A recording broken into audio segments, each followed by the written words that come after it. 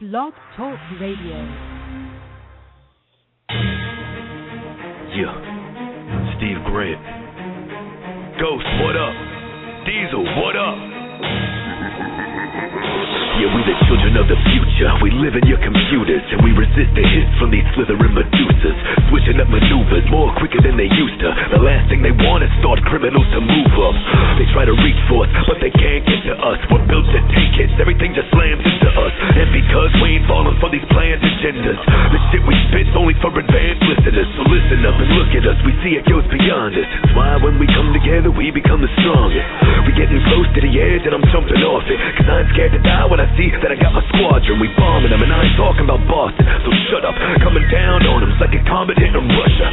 Yeah, and that's a promise to my mother. Powerhouse by myself, but I'm stronger with my brothers. Ghost Rider, Steve Grant, Diesel, we unite. Uniting tyrants, we divide and finally we freedom fighting. The lyrics we reciting are the weapons that we choose. If the people come together, there's no way we'll ever lose. Divided we fall, united we stand tall. Divided we fall, united we stand tall. Divided we fall, united we stand tall. It's power to the people, each and every one of y'all. Diesel automatic, I've been blessed with a voice to spread the message with these lyrics, say my weapon of choice. I'm rapidly spitting balls like bullets when they're recited. I ignited a fire in the people that can't be slighted. We're united by the energy of the human spirit. This is revolution speaking through the music, you can hear it. Power to the people is the message in our lyrics. All those who have chosen to oppose it better fear it. I vow there's no surrender, I will never go silent. I bow to no oppressor, take orders from no tyrant. I'm defying a giant, larger than Leviathan. Born in the lion's den, informed by the might within. I am him, he is me. Diesel, I'm the G.O.D. The energy in everything and everyone you'll ever see. We are all connected by a higher power. It's time that we unite and fight until the final hour. Ghost Rider, Steve Grant, Diesel, we unite. Uniting tyrants, we divide and finally we freedom fighting. The lyrics we reciting are the weapons that we choose. If the people come together, there's no way we'll ever lose. Divided we fall, united we stand tall. Divided we fall, united we stand tall. Divided we fall, united we stand tall. It's power to the people, each and every one of y'all. Yeah. Ghost Rider, I've been fired, a team coming. We joining forces to teach the world to stand for something. Cause most will fall for anything. A nation full of creeps and blind sheep, sleepwalkers and dope fiends. I've seen it all from the years that I put in. So afraid of truth that when you tell it, they head spins. And that's what happens when they make evil good, or good to be evil. Too much deception on our people and the ones we call sheeple. Roam in packs, know the type to play dumb when confronted with facts. They don't want to know the truth, they rather be fed lies. So the blind lead the blind while humanity declines. Refuse to let it happen to me, not having it. Soldier for the Lord, so these demons I do battle with. Rappers nowadays are just counterfeits and prostitutes. Targeting your kids, better guide them like you're supposed to do. Ghost Rider, Steve Grant, Diesel, we unite. Uniting tyrants, we divide and finally we freedom fighting. The lyrics we reciting are the weapons that we choose. If the people come together, there's no way we'll ever lose. Divided we fall, united we stand tall. Divided we fall, united we stand tall. Divided we fall, united we stand tall. It's power to the people, each and every one of y'all.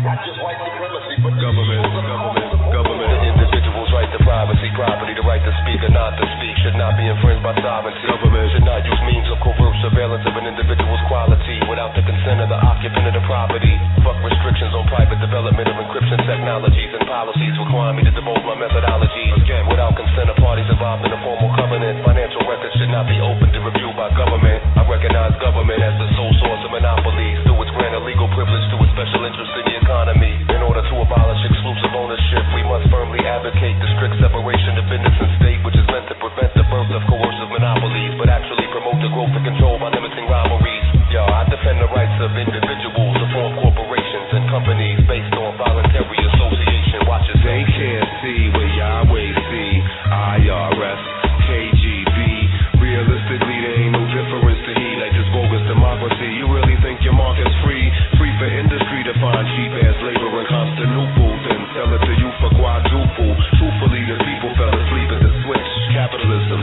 it the shit? Keep your freedom. Discrimination imposed by government has fucked up people's mentals, destroyed communities and diminished human potential, created injustices and pit neighbor against neighbor.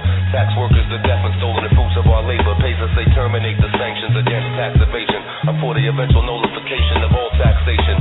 I'm for that what you call it, non-cooperation with evil. I'm for the motherfucking people. Annul all anti-racketeering statutes such as the RICO, which promote peaceful behavior and punish innocent people by freezing and or seizing assets of the accused or convicted.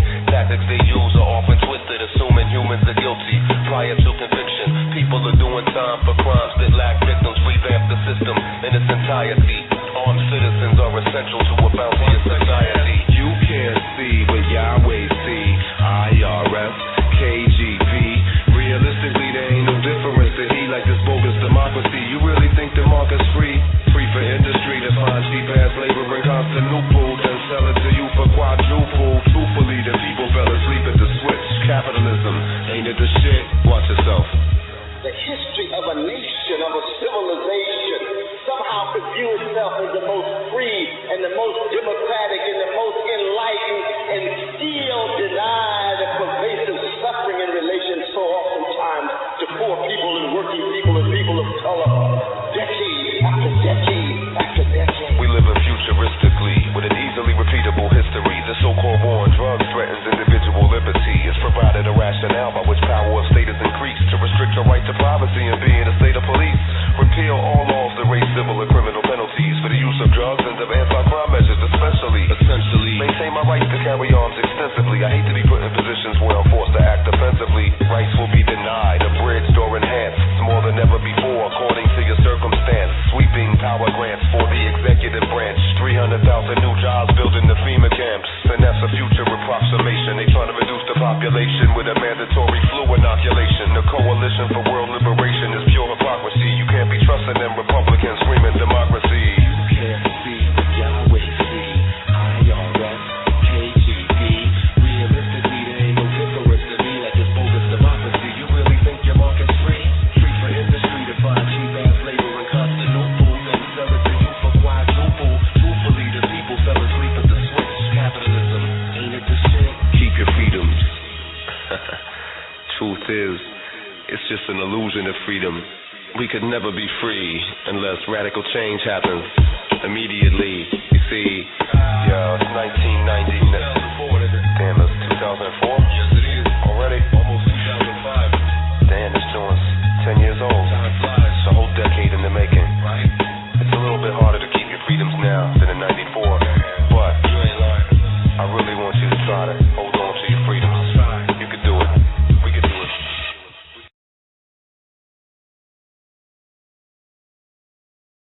Welcome, everybody, to the Saturday Night Thunderdome on Stabled Radio.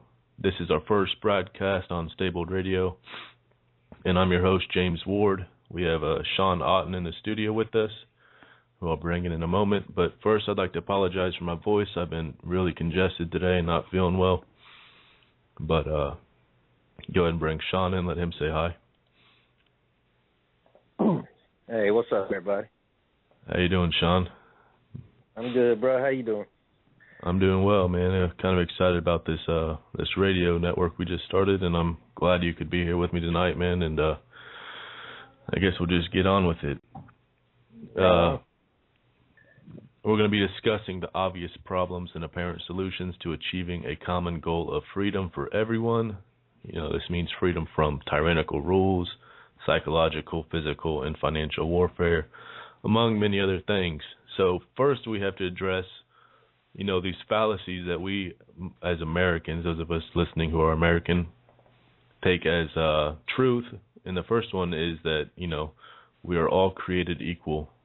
You know, first of all, we're all created equal in body, soul, and spirit, but a select few start on a pedestal, and if this pedestal was left by their ancestor by means of hard work and honest labor, etc., there would be nothing wrong with that. But the situation we have where the top 0.1% control nearly every aspect of our lives, from the media we enjoy, the education we are indoctrinated into, the products we consume, you know, the money we depend on, the food we eat, the medicine we're prescribed. they have gained all this power through usury, manipulation, fraud, theft, extortion, coercion, and it's presented to us through the bigger. I'm sorry, I didn't mean to interrupt you real quick, but the big one was the first one you named, the usury. That's been the catalyst stuff. Yeah, that's right, man. The Federal Reserve, and it's offered and presented to us through a democratic facade, as though it's the will of the people. But if you study your history, there's plenty of reasons why that's not true. And the first one's in this one major one anyway, is in the 17th Amendment. I think it is where states could no longer pick the representatives, and it drove the cost up to millions of dollars, to where it cost $10 million to elect a senator. So trying to change things through an election, unless you're a billionaire, isn't really a possibility, within the realms of reason. All right. So, I got some stats here about how much it costs to elect a House member and a senator, and the president. The 2008 election of, Barack Obama, the campaigns reportedly spent $5.3 billion. Now, that's the most expensive ever, at the time. I'm not sure what the 2012 election cost, but it cost $5.3 billion to convince the people that Barack Obama was going to fundamentally change America in a way that's beneficial for them. But we all know he's just Bush's cousin and a part of that whole clique over there. Right. And then, if you want to elect a senator, it costs millions of dollars to do that. The most expensive was $18 million, and the most expensive run for House was $7 million, and that was in my home state of Ohio, which I found interesting. But it's an impossible path to take to elect officials in the system we have, and that's why even the most popular candidates to the people never stand a chance. Like Ron Paul, he got tons of support from the people. The number of people who donated to his campaign was it was enormous. He was the epitome of the fact that these candidates are chosen. But your RNC and your DNC, which is the Republican National Convention, and the Democratic one, they're both full of shit, because he was the last man standing going up against Romney, and they wouldn't even let his people talk. They shut him down. They kicked him out. They silenced him, dude. I mean, right. If just go back and look at the evidence, it's right there in front of your face. I mean, they fixed that election. Absolutely, and they fixed it by muting Ron Paul and his, basically his ideas. But, the thing about the Ron Paul, the whole Ron Paul thing was every time he was on a debate, when they let him on stage, he got the favor of everybody listening. Like, he destroyed him in the polls, but somehow he's not electable because the people love him. It's just ridiculous. But, I wouldn't really be too warm inside if Ron Paul was president, though I agree with all his ideas. I don't, unless he has some kind of plan I can read, which, he said himself that even if he was president, that wouldn't change everything. We'd have to get people in get a majority in the Senate and the House to change anything, because those are the people that actually make the rules. And, at $10 million to elect a senator, there's only a handful of people who can afford to put someone in position to have that power. Right. So, it seems like an impossible task to do, and that's my opinion on the whole election, which is really just a selection. But I want to talk about the people of the world, the people we call sheeple, who just want to work and live and do their job and buy their steel-belted radials and their microwaves and just be left alone. I don't disagree that that's what I want to do, but, I happen to be aware of what's going on around us in the direction it's heading. I think most people, if they're presented to the factual truth of the matter about fluoride, the chemtrails, the war for oil, the Federal Reserve, all of it, they would agree that the ideologies of our country, that our country was founded on, are far from the reality that we're born into. The direction it's headed is only a darker reality of full spectrum control. They don't want anybody to make decisions on their own accord.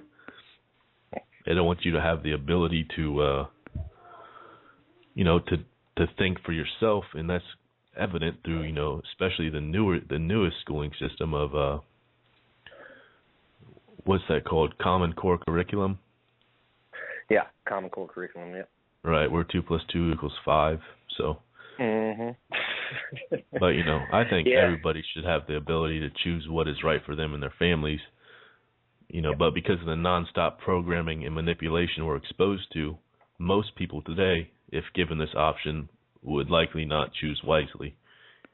Because of just because of the indoctrination that we've all been put through, and you have to consider that most people aren't aware of what's going on. Though I think most people feel something inside them that that something ain't right here, but that's not to say they know. Most people are fully invested in the system, that's set to enslave them. They have little or no desire to stand up, stop, or hinder. I mean, James, you make a great point, but you got to understand. What you said was important. We all know something's wrong. Even the sheep, they know something's wrong. And there are a lot of people waking up, but they refuse to really dig. They don't want to. It's the fear that holds them back. But we all do know something's wrong. But we're all born into this. We're trained this from birth. They've hoodwinked our judicial system, our educational system, our financial system. I mean, every pillar that holds our civilization up, they've stole it. And to the victor goes the spoils.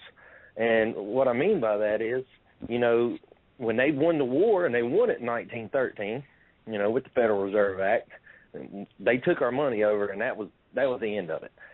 That's where the shit really started going downhill. But sorry, I got a little cough up there. They only got the congressional support through the earlier. I think it was the 17th. It might be the 19th Amendment. I'm not sure, but I dug it up and put it here.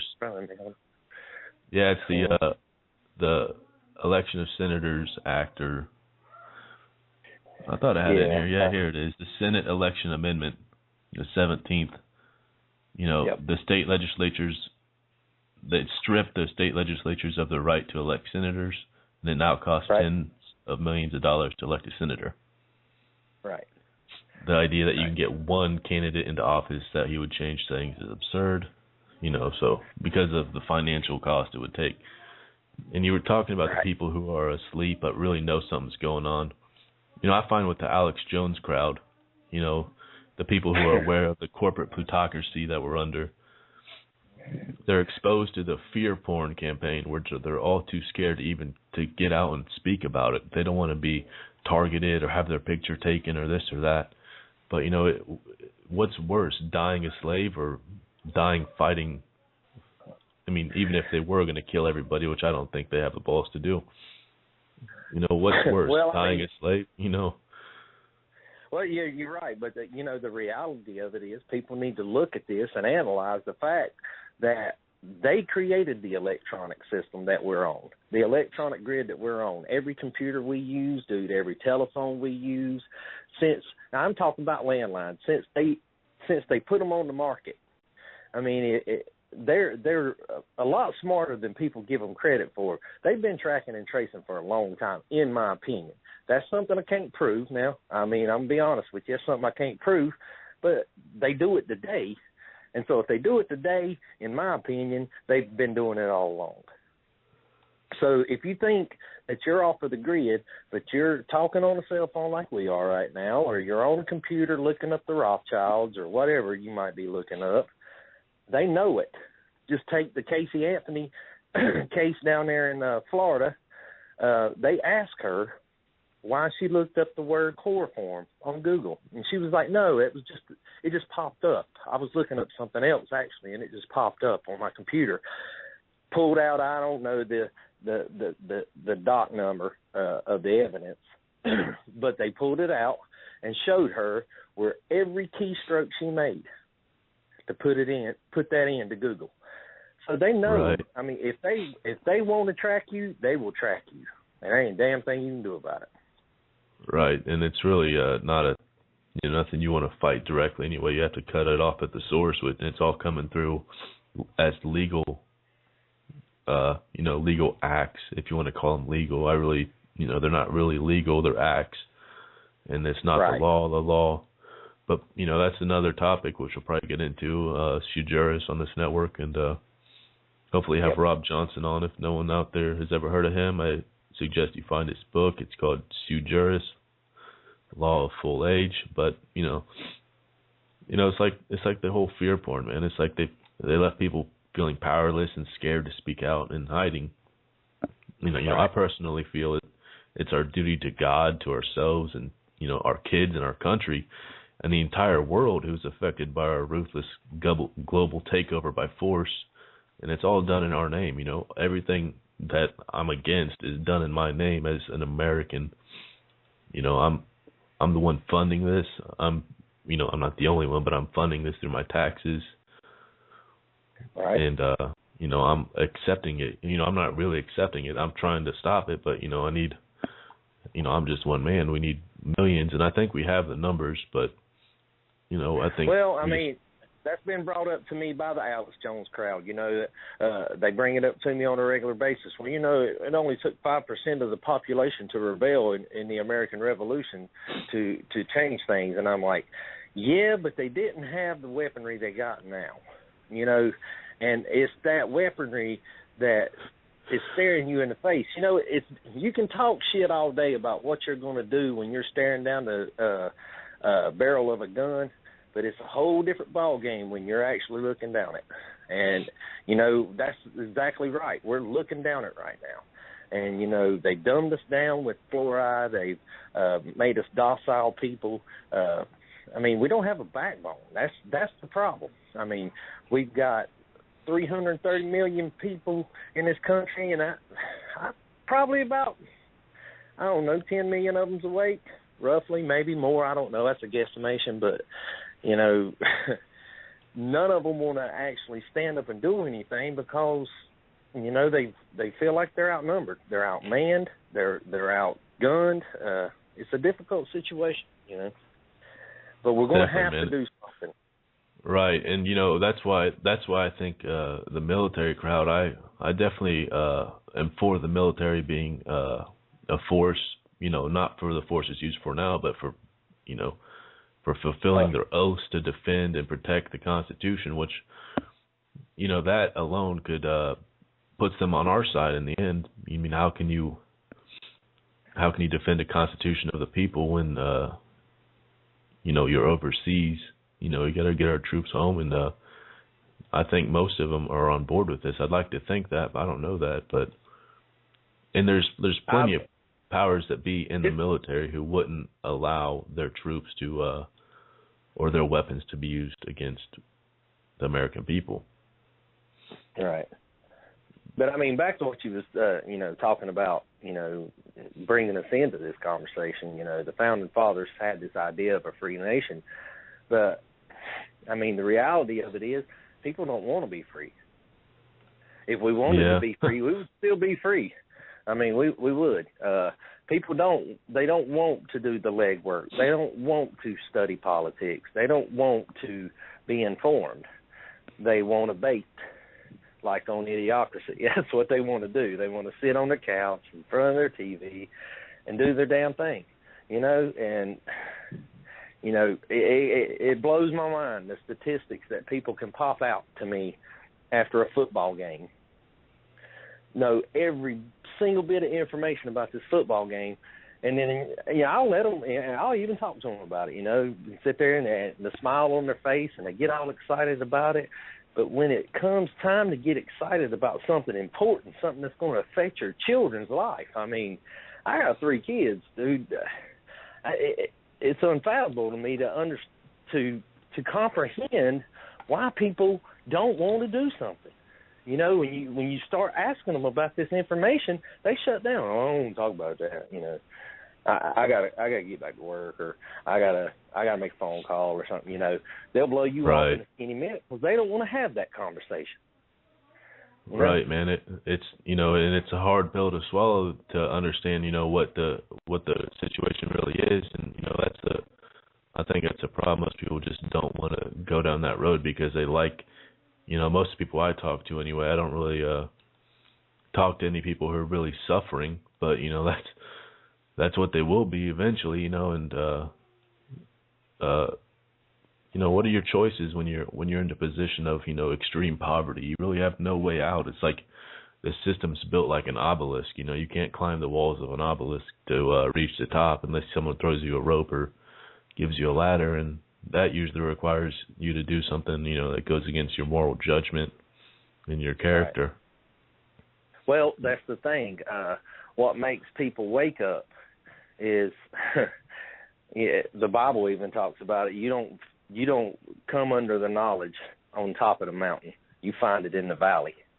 Right. People wait till they, and I'm one of them. I mean, I'm not trying to, separate myself from anybody, and that's what I want people to understand. Hey, I'm a slave too.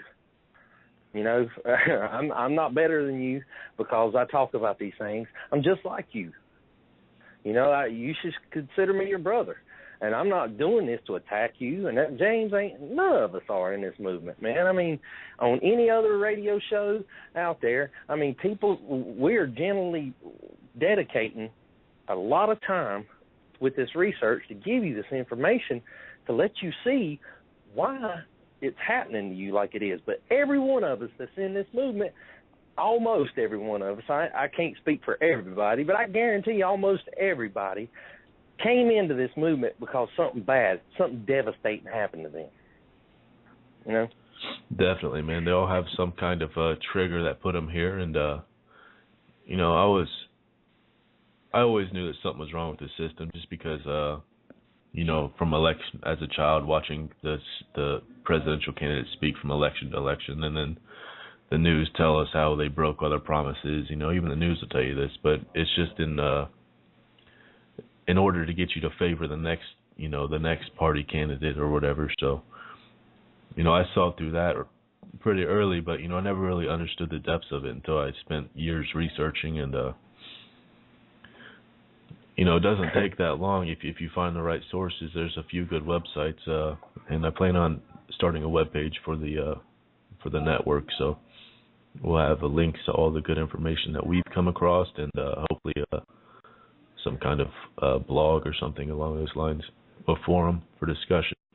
But, I want to talk about people's love with capitalism. Capitalism on paper, let's talk about a definition of it first. We'll start with Google's definition, is an economic and political system in which a country's trade and industry are controlled by private owners for profit rather than by the state.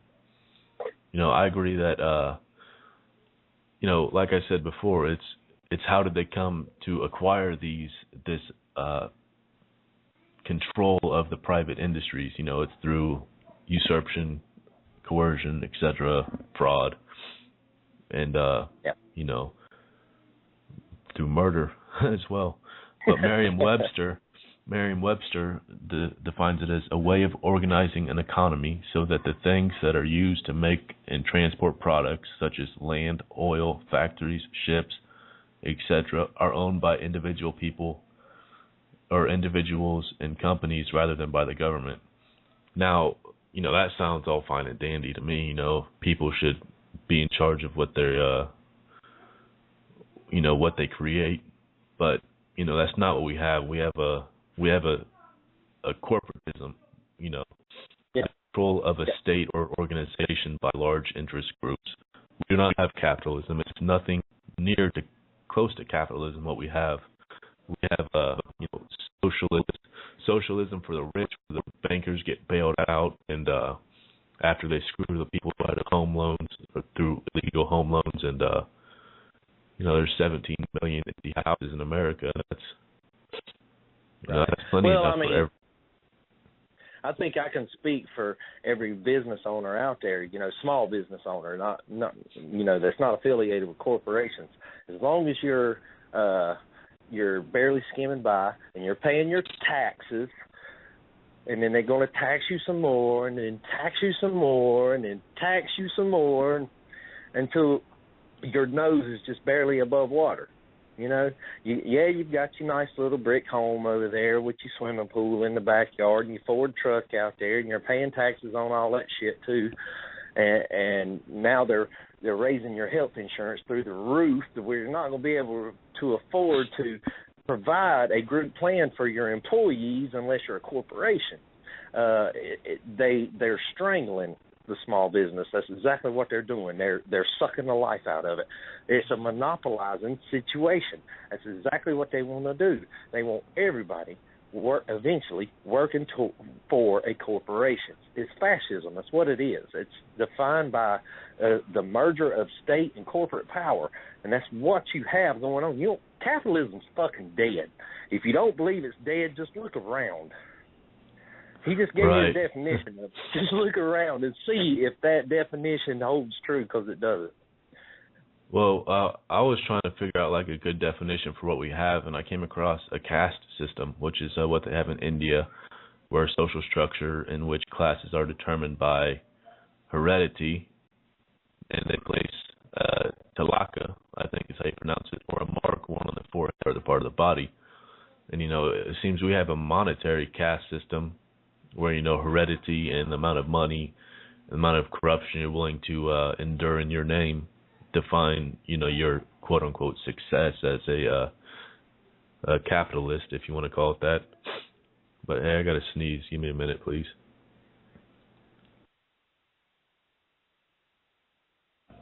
All right. Yeah, I'm not feeling very well, but I wanted to get this network going. I wasn't going to do it today because I felt like crap all day. I don't know if it has something to do with the Fukushima radiation snow coming in or not, but did you see I saw Dutch Sense posted a video where the snow is twice the normal levels of irradiation on the Geiger counter.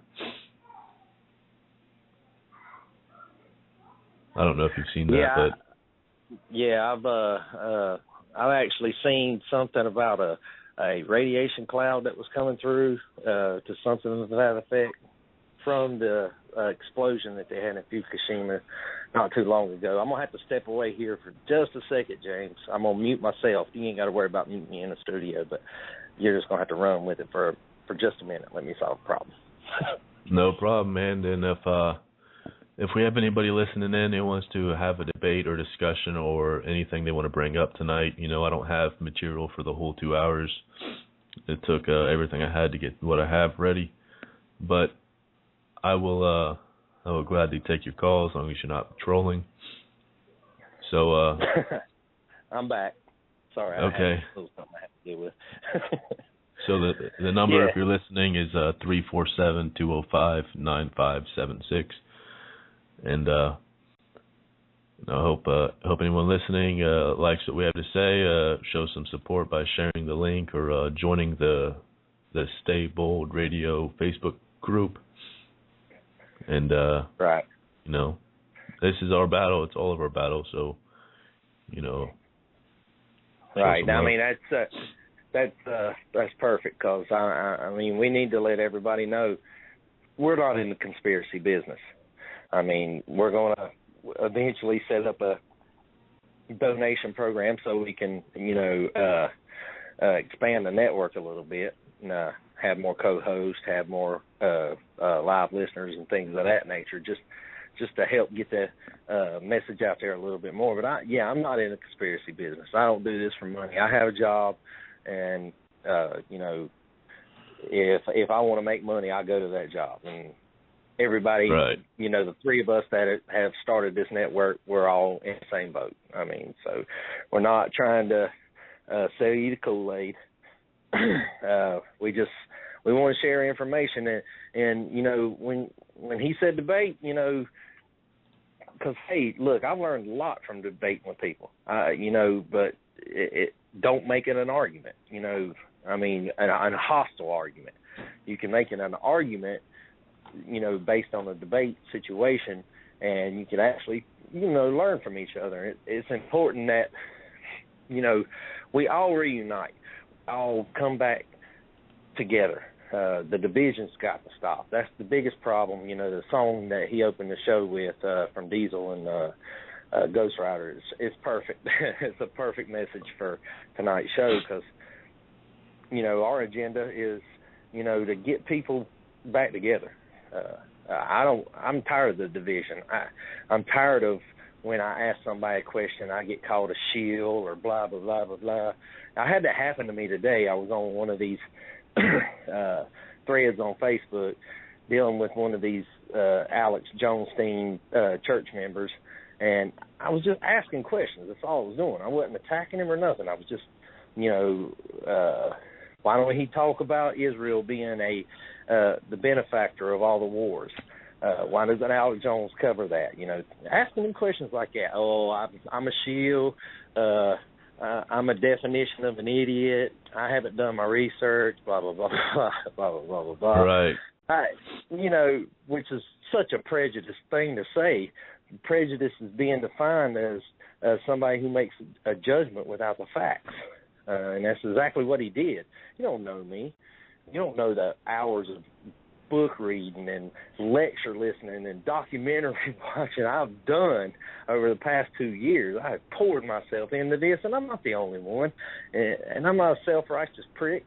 And that's exactly what he was being. He didn't want to answer my questions. All he wanted to do was name call and attack. And see, and that's why I don't like Alex Jones, because that's what he trains people to do.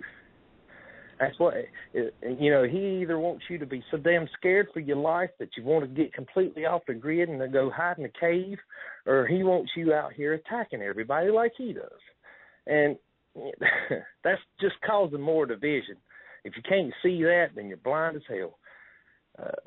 You know, that's not my objective.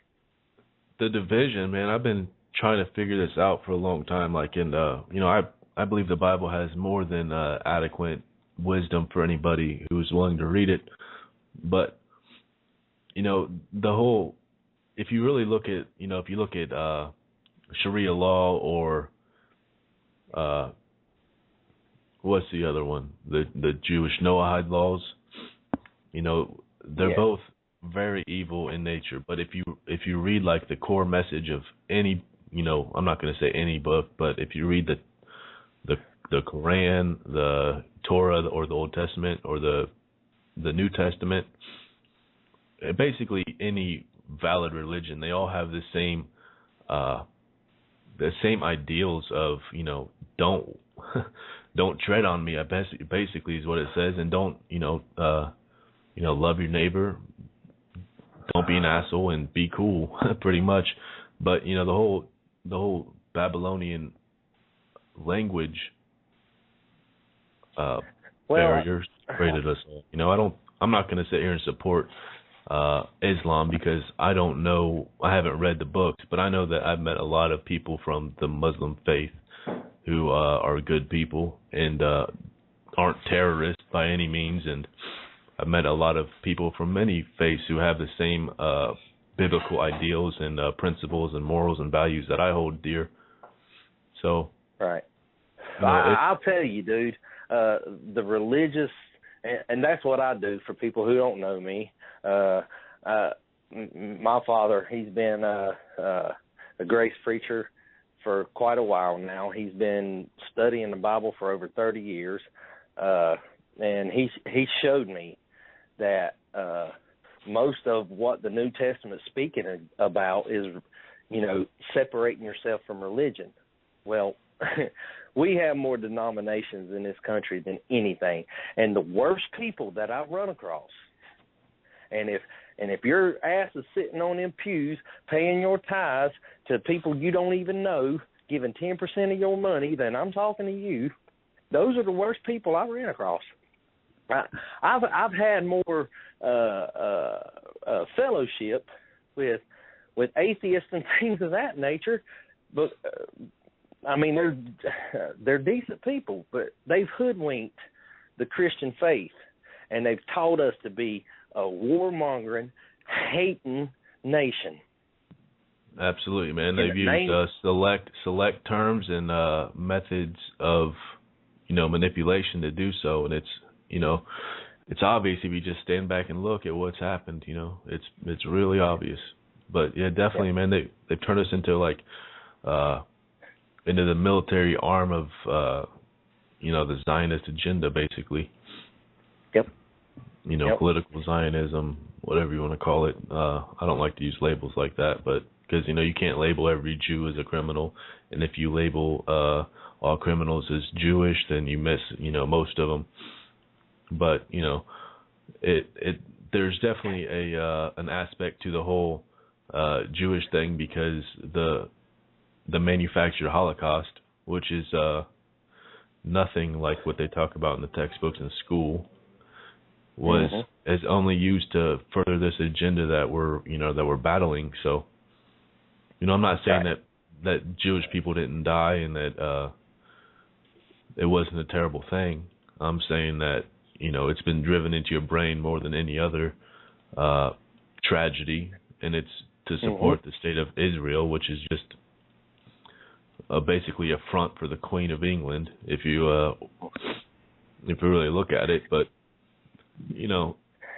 so if you've studied the physical truth, and you'll compare it to the Holy Bible, the Book of Revelations, and the Book of Daniel, it's obvious to see that Mystery Babylon is the three city-states that rule the world.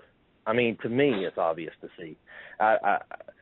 The people that don't see it, they haven't done the research, but it's easy to see that these three city-states, and if you're in the movement, you should know who they are. If you're not, and you're new to this, I'll name them all for you: the Vatican, Washington, D.C., and London.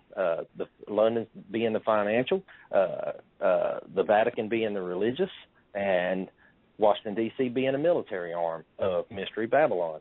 And the harlot of Babylon that it talks about in the Book of Revelations, and if you do your research biblically, you'll see real quick it's the state of Israel. It is. Absolutely, man.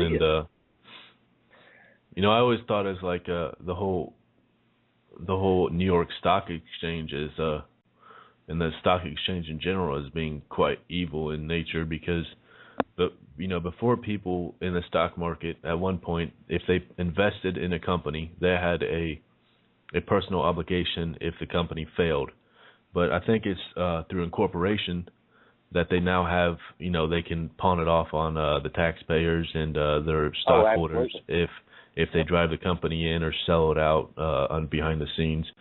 So you have a really disgusting monetary system in general and global economy, which is, the whole globe nearly is under a central bank of the Rothschilds. Well, I mean, if you go back and an example of that, if you go back and you look at the Enron scandal that happened, which I've done a lot of research on that.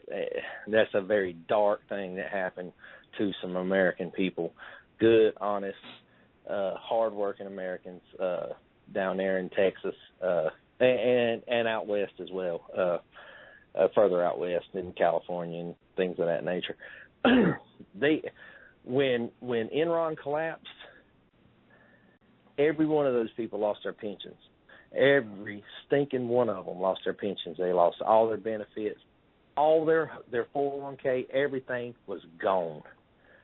But the CEOs, the higher ups in that corporation walked away with all the money. Yeah, and they arrested a couple of them and the main CEO and put him in prison. They didn't take his money. And if they did take his money, they just funneled it right back into the system. And it's not the system to benefit you, to benefit them. I mean, people need to look at that and see that when shit falls apart, it's going to be on your shoulders. It's not going to be on their shoulders. That's right, man.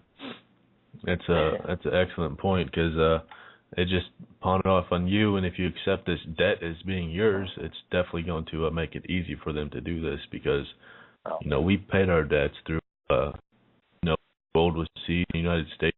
This happened in many nations, so we have plenty of legal ground to stand on to throw this government out, which is basically a global government, even though it's the United States and England and the Vatican and Israel all combined to accomplish this task of global domination and full spectrum coercion and so on. But real quick, I want to give a shout out to the opening music. The first song was Stand Tall with Ghost Rider featuring Diesel Automatic and Steve Grant. It was a great song. And the second song was by Payday Monsanto, and it's called Keep Your Freedoms.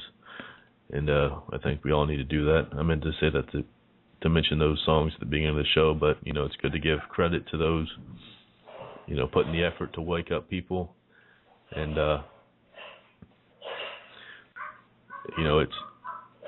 we got to do that, because these people music is one of the most powerful tools we have as as the resistance to this, because it's the only thing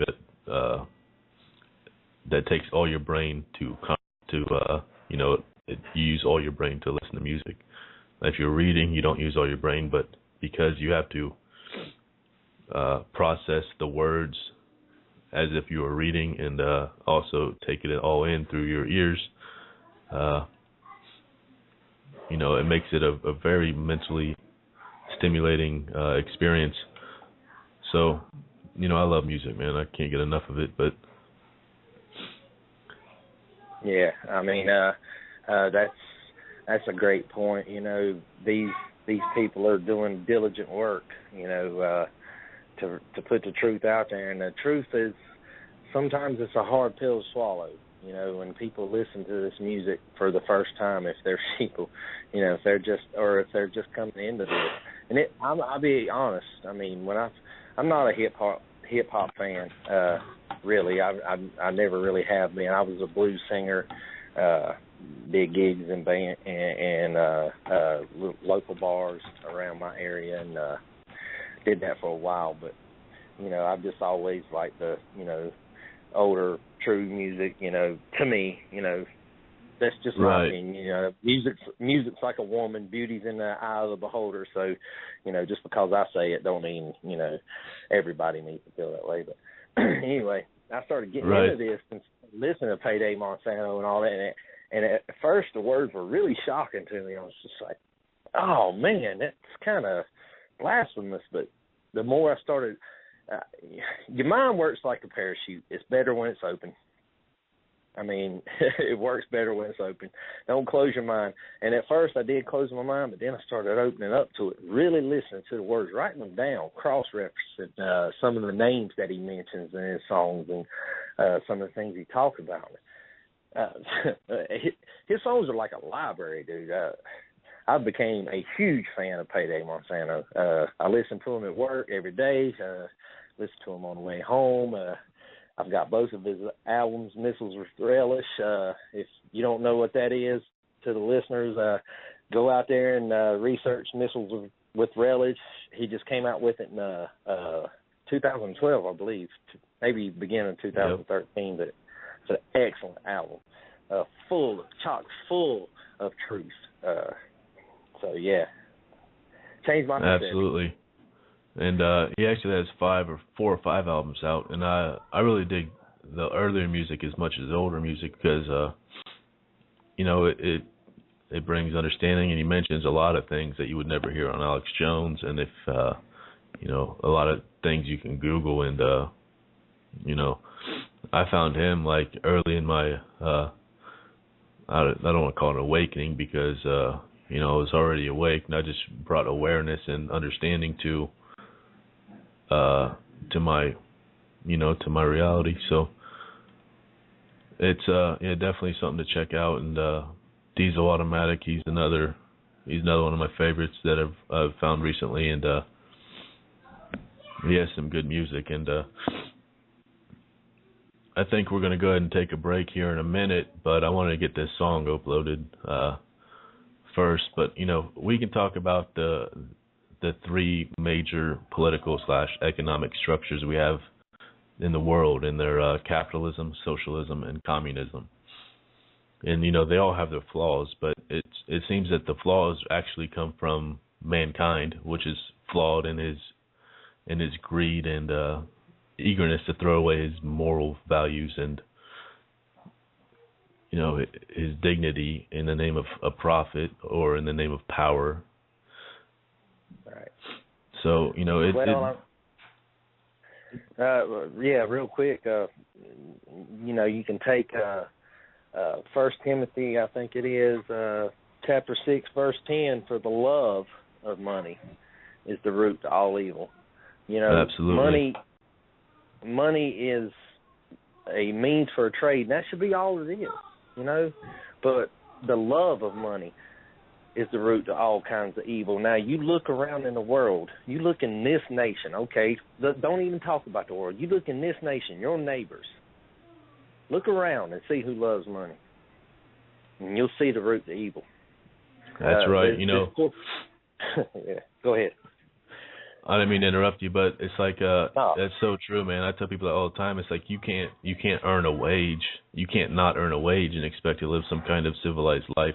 You know, anything near like what we have today.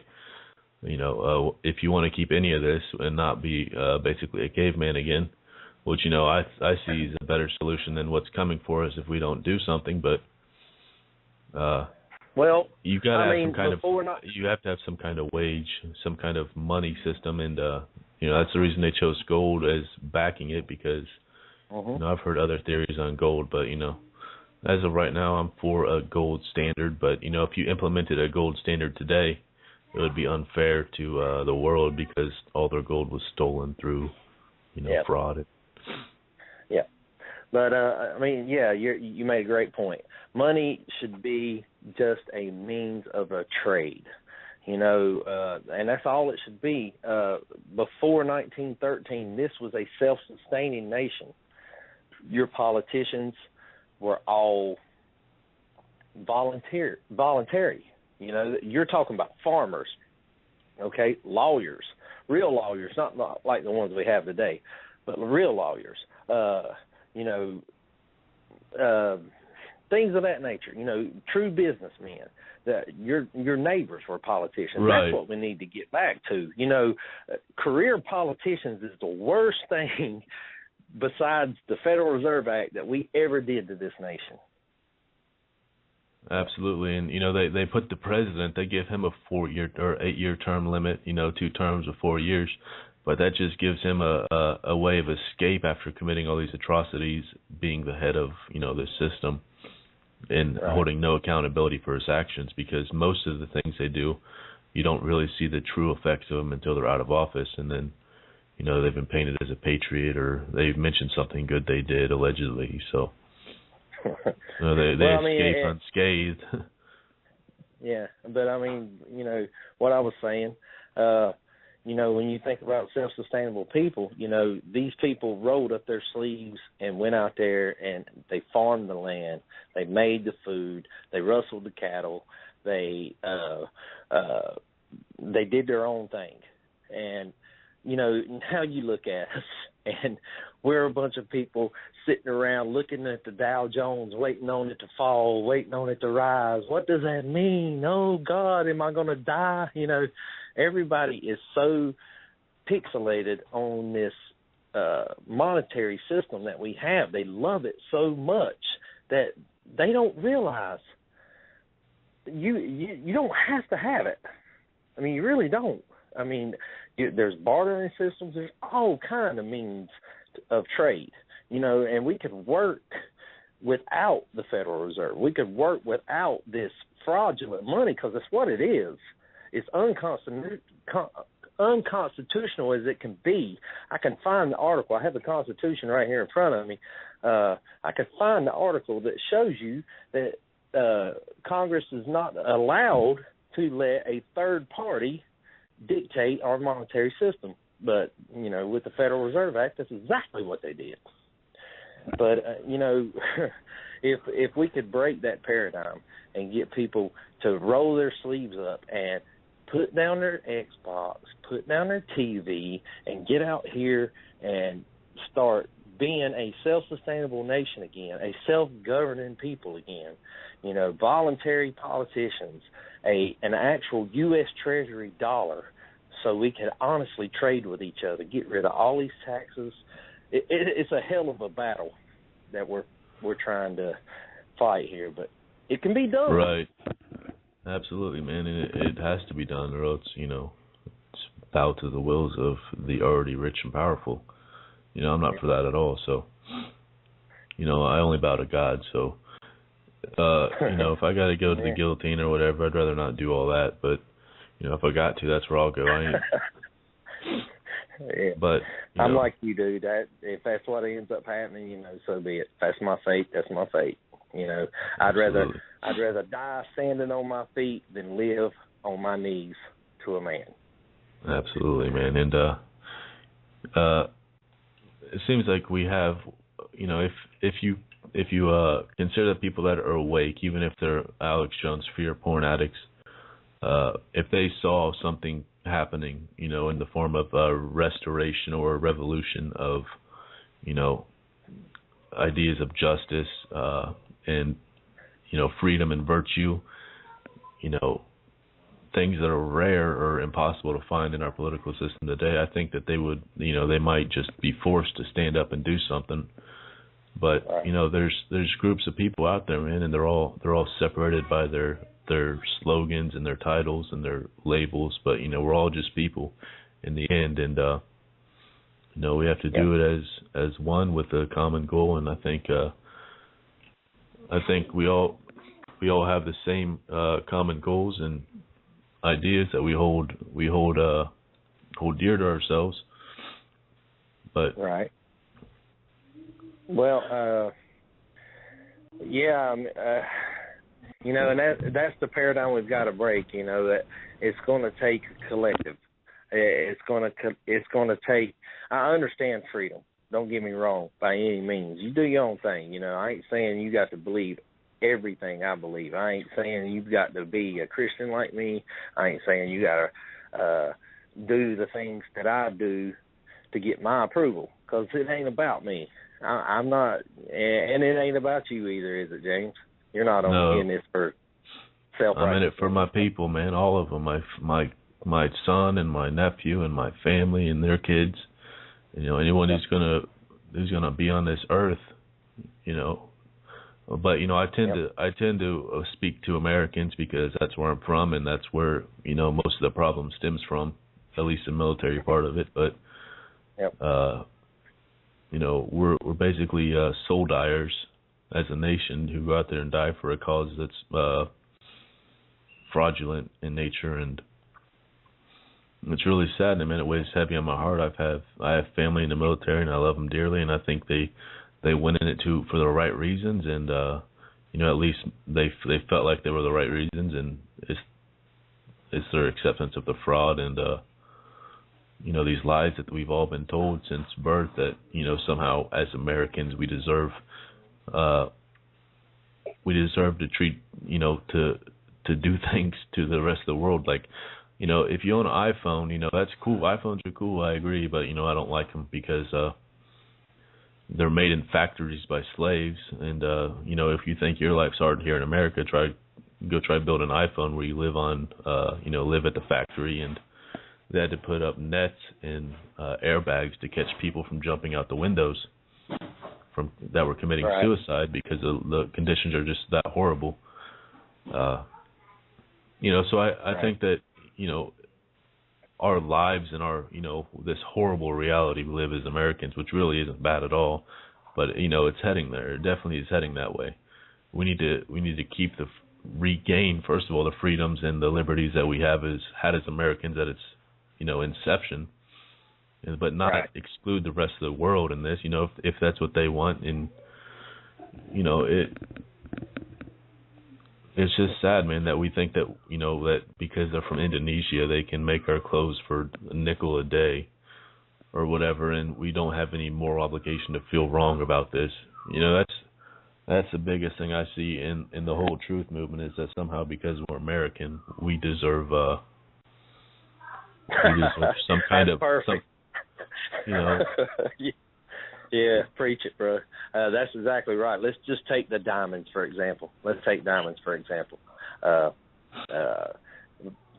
Millions of Africans are dying on a yearly basis just so you can put a ring on your girl's finger, okay? Now, here's the thing. They tell you, oh, yeah, this is so rare. This is the rarest diamond you'll ever find. And that's why we're charging you $6,000 for this diamond, but it's so beautiful, and it's going to sanctify your relationship. Bullshit. Find me something. Okay, you're getting married. You're proposing an engagement to this person. Find me in the Bible where it tells me I got to buy my wife a fucking diamond to marry her. It doesn't. It's not in there. Right. I'm sorry, I got choked up. Plain, simple, and period. But that diamond ain't rare. They've got diamond banks chock loaded with diamonds. They've been mining these things for thousands of years. It's the biggest fallacy you'll ever find. But they send militias into tribes, and I've talked to people from Africa. I've validated this. I used to work with a couple guys from Africa, and they told me all about this. They will send militias into tribes and kill an entire tribe and steal their children and put a gun in their hand and make them part of this militia, all for the purpose of killing more tribes. Right, and indoctrination is too. They use the same indoctrination tactics that they've used here and throughout the world to make them believe a certain thing that this is the way to go.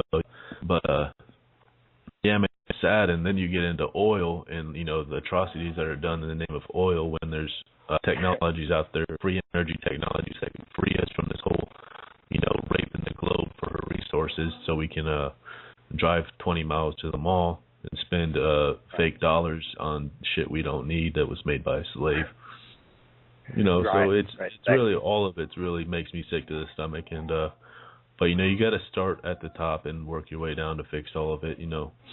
But you can't you can't just single yourself out being American, because it's morally wrong. And second of all, there's countries out there who already want to kill us, and you don't want to get any more, or not trees, but people in country who see what I'm talking about, and they don't want to, they don't want, you know what I mean? You don't want to push them. Yeah. So I mean, go ahead. You're breaking up real bad right now, James. Am I? Yeah. I'm doing this show through Skype. I moved my mic a little closer, but yeah, I'm doing this through Skype so I can have my hands free and use the headset. So I hope it sounds all right now. Yeah, you're fine now. It's just doing it in and out every now and again, but it only lasts for like 10, 15 seconds, and then it'll square back up. But what was you saying when you were breaking up? I'm just saying that, we can't alienate ourselves as Americans to be somehow endowed or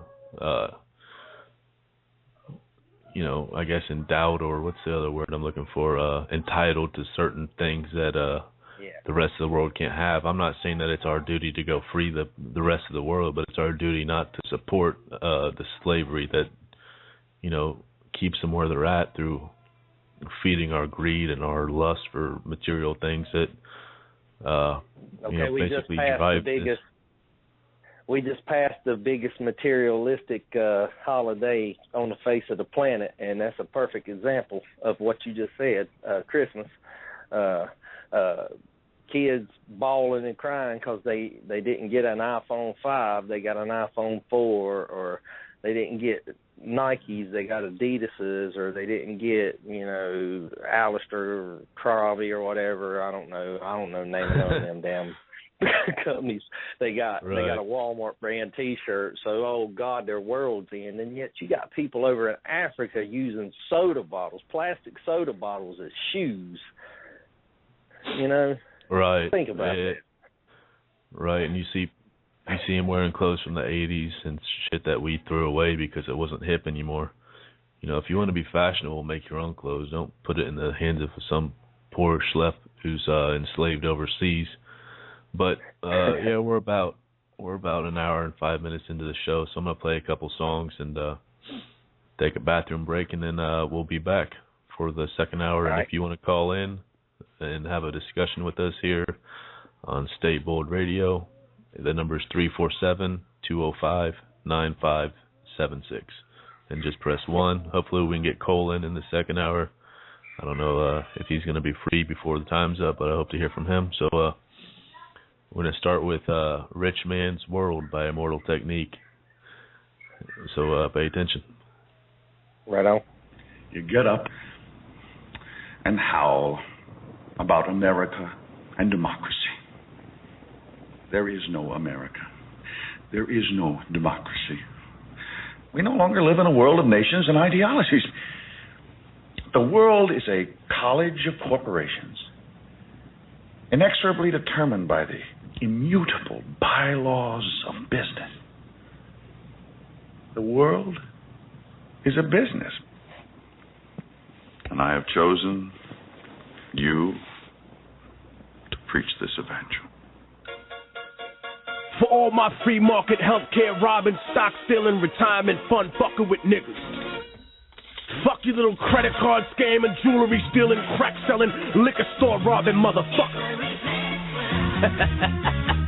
Shout to the homies, Carnegie, OG, Willie Randolph Hearst, Baruch, Rockefeller, the real Rockefeller, my main bitch Leona, pour out a little Louis the 13th, Scott Rothstein, Jack Abramoff, hold your head, my real South niggas, let's get this money. I spend my day peppering America overseas, pension for the workers, nigga please, embezzlement, etiquette, private settlement, I'm better with Confederate rhetoric from my mansion in Connecticut, foreclosure that close out the tenement, I twist words like a speech impediment, I hope you got good credit, bitch, if not, better get a new job with benefits, while I play golf with niggas to get cheddar with, new money buys brand new carrots, my old money bunch of great grandparents, you got grills in your mouth, I ain't mad at you, I own every gold mine in South Africa, thanks baby, you made me $1 billion, plus I own a building, for each one of my children's children, that's the shit, snort coke in the whip, Miss USA sucking my dick, yeah what, fuck the law, cause real jailers for suckers, I go to country club, prison, you dumb motherfuckers, I am the 1%, fucking bitches, yeah, you know my CEO, corporate steez,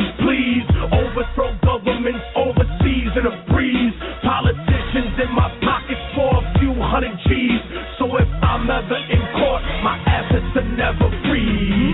I got a job and a house and a bank account. When I'm out, I doubt that's something you could say. And if not, then a fake death like Kenneth Slade. Make money every day, the world burns on its access. While y'all struggling to pay taxes, I'm getting my money the fastest. Memos and faxes, shredded up documents, slush funds through the corrupt continent. But they don't want me indicted, cause they don't want my dirty laundry aired when I fight it. So get my lawyers excited, cause what good is the law if you can't rewrite it? I got CIA traders, dictators, so fuck y'all whistleblowers and haters.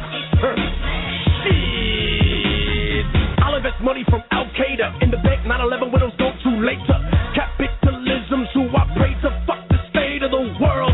Money talks, so what the fuck I need to say to your girl? I don't pay them to fuck, I pay them to leave.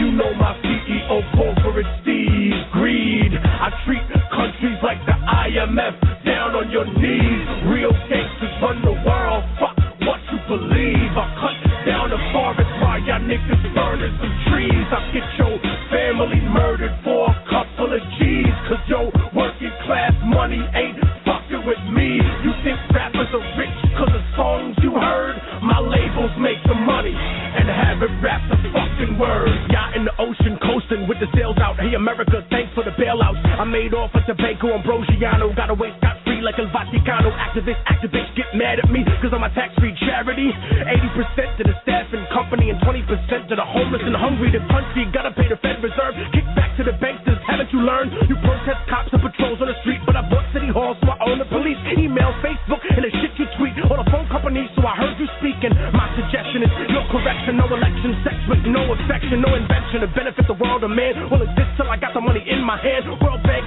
interest rate, damn rates on the spot. But I'm a gangster, you gon' take my money like it or not, nigga. I got your country in my pocket, motherfucker.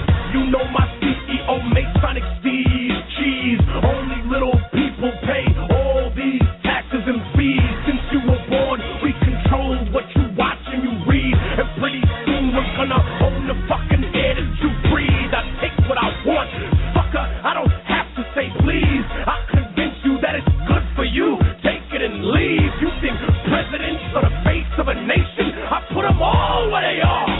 End of the conversation. That was Immortal Technique, Rich Man's World, and it's a song from the perspective of one of the top 1/10 of a percenters who run the world. So I'm going to play one more song, and it's kind of a vision of the future, I hope. So it's Payday Monsanto, High Crimes.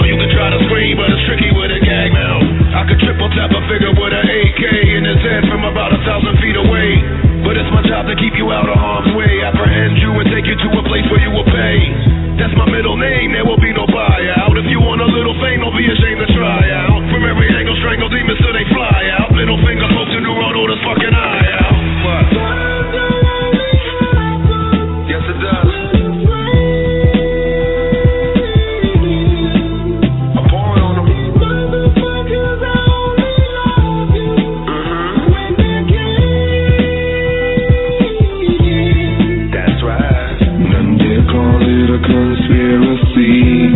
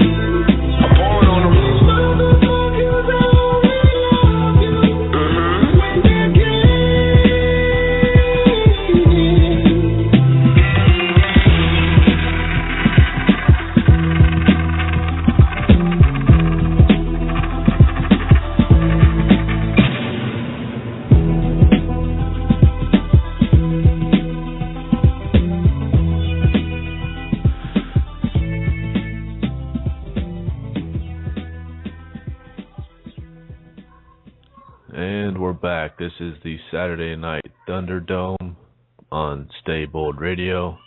This is our first broadcast, and I wasn't really prepared to do a whole 2 hours tonight, but I think we'll go into some discussion between me and Sean if he's up for it. And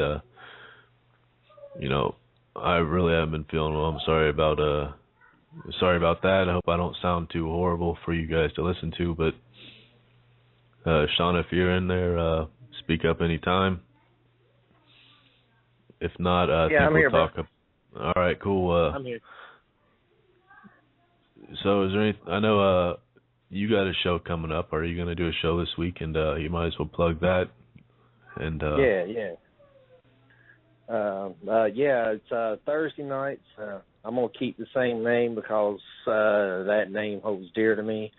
Apathy No More. I'm gonna change the start time to 9:00, and I've already lined up a guest. She's actually a co-host of our old network, NWO Truth Radio. Stephanie. We had actually planned, before everything that happened. Now I'm not gonna go into that, but we had actually planned on doing a show on the Constitution, studying the First and the Second and the Fourth Amendments. She had pretty much written a novel on them three amendments, and she was really looking forward to doing that show. So I want to keep that going. So yeah, next Thursday. That's probably going to be the show that's lined up unless something happens. That'll probably be the one I do at Thursday night, 9:00 Eastern Standard Time. Awesome, man, and I can't wait for that. I know that was going to be a good show. It's on the Constitution, correct? Is that the? Yep. Well, that'll be good, and then we'll have Cole Johnson in here later to promote his show and say a few words. But I guess we could talk about if we were to overthrow the government, which I had a bunch of this written down, but I lost it. What we could do to correct the situation. The first thing that the most recent thing we could undo is that would help us a lot is reclaim the $17 trillion bailout that bailed out corporations who are allegedly too big to fail, which by definition makes the rest of us too small to succeed. If you have companies. Yeah, and here's the thing. I'm sorry, I didn't mean to interrupt on that, but here's the thing about that. They bailed out these people that were already rich, and millions of Americans lost their homes. And I will raise my hand proudly to say that I was one of those millions. I lost my home, I lost my job, I lost my truck, I lost my whole damn life because of their little fallacies. Yeah. Absolutely, man.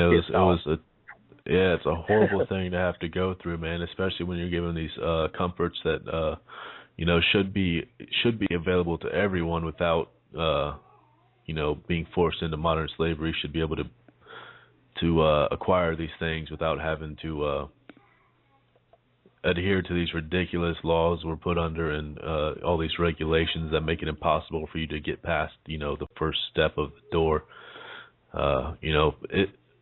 How hard you work usually depends on where you go. It should be that way, but only the fortunate few ever excel in this system that we have. That's we were all basically born into. So right. I heard someone tell me the other day that their hard work had put them where they're at, which is the case for them. But I know tons of hardworking people who won't ever get that opportunity because they're just not presented. And if you're lucky enough to be in that position, you should consider yourself fortunate. And it seems like this nation has grown so far from its original intent of life, liberty, and the pursuit of happiness. Because I like the obelisk analogy, because you can't climb an obelisk unless someone throws you a rope or you take an elevator that someone sends down for you. That, like I said, requires a moral decline of yourself or some kind of evil deed or something you wouldn't really normally feel comfortable doing unless it was for the promise of more money. Now, I worked in hydropower, which is making power from water at a dam, which is a viable source of energy that does change the environment, but it doesn't permanently and continuously do so. You create a pond usually, and so that land is taken up for that purpose. But it's a far better means of power than fossil fuels, which lead to fracking, which is cause sinkholes and polluted water. And it's an atrocity just so people can live their daily lives. And it's really sad when you consider that the technology is out there to totally abolish and get rid of all these fossil fuels, but it's like their love of oil and oil money basically won't allow it. They killed the hemp industry because they owned it. Would put the hemp's a renewable resource that can be used to make fiber and wood and clothes and all kinds of things, but they killed it because it threatened the lumber industry. And these kinds of situations where an idea is killed because it affects the profits, the communist, or not the quote unquote capitalist profits of a company, Yeah. Well, I mean, take a good example. It's not of oil, but a good example of what you're talking about is something that I heard from one of Jim Mars's lectures. He was talking about these guys saying, "Oh well, we would have to fill the entire state of Arizona up with solar panels just to power the city of Los Angeles alone." Well, that's true if you want to take that route. But here's an idea that they didn't discuss. You could just put a damn solar panel on every rooftop of every home, right? And power it that way, and you don't have to fill the state of Arizona up to power Los Angeles with solar power. They don't tell you those things because they won't. You can make numbers say anything you want them to say. That's the bottom line. And so when you listen to these people, and they, they're throwing these mathematical equations that they came up with, and you have it researched and validated why they came up with them, because it's always about money. They want to keep you as a slave. They don't want free energy for anybody. They don't want free energy of any kind. Free does not benefit them. That's right, man. All. And they could use this 40 cents a gallon that we pay here in Ohio for every gallon of for every gallon of gas we purchase to do something like that, like give every house a solar panel and provide them, use that tax money to provide them with geothermal heating and the more efficient means to but they'd rather just put a smart meter at your house so they can monitor and then disturb the use of your appliances when they see fit.